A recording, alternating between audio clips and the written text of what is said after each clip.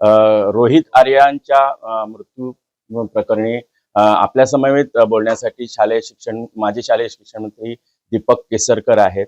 आपण थेट त्यांच्याकडे जाऊया. जय महाराष्ट्रमध्ये तुमचं स्वागत.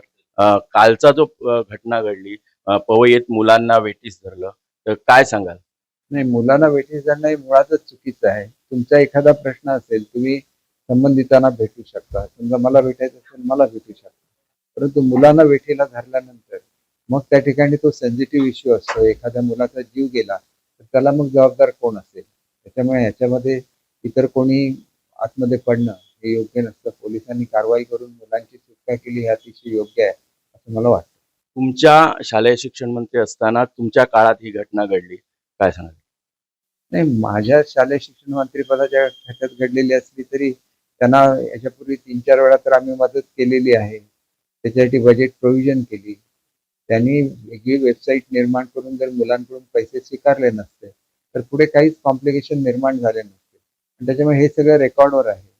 तर त्याच्यावर ते अंडरटेकिंग देणं किंवा ते पैसे परत करणं आणि आपलं बिल घेणं हा सगळा भाग त्याने स्वीकारला पाहिजे. त्याच्याऐवजी जर आपण हट्ट धरून बसलो की काही झालं तरी ते पैसे माझे आहेत आणि ते मला मिळाले पाहिजे, तर ती भूमिका चुकीची आहे. एवढंच मला सांगायचं. कालच्या घटनेत त्यांचा एन्काउंटर झाला, ही घटना काय?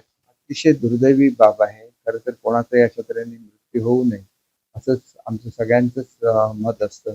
आणि त्याच्यामुळे जरी त्यांना काही पैसे समजा देणं असतील, त्यांच्या कुटुंबियांना लवकरात लवकर कसे मिळतील हे सुद्धा आपल्याला बघता येईल. आता त्यांच्याकडून तर अंडरटेकिंग मिळू शकत नाही कारण त्यांचा दुर्दैवी मृत्यू झालेला आहे.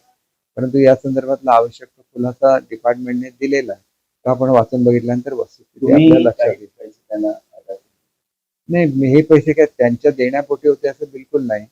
त्यांचं बिल मिळायला उशीर होतो त्याच्यामुळे सहानुभूतीपोटी मदत केलेली ती एक मदत आहे. त्याचा आणि त्यांच्या बिलाशी संबंध जोडणं हे संपूर्णपणे चुकीचं आहे. एकूण आता जी पोलीस तपासात असं निष्पन्न झालं की तुम्हालाही ते संपर्क साधायला तयार होते.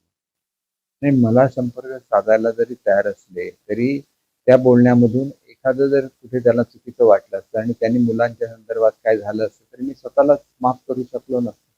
त्याच्यामुळे ज्यांच्या हातात त्यांचे बिल काढण्याचे अधिकार आहेत त्यांच्याशी पोलिसांनी त्यांचा संपर्क करून द्यावा असं मी पोलिसांना सूचित केलं होतं. हे होते माजी शालेय शिक्षण मंत्री दीपक केसरकर. सुरेश कोलगेकर, जय महाराष्ट्र, सावंतवाडी, सिंधुदुर्ग.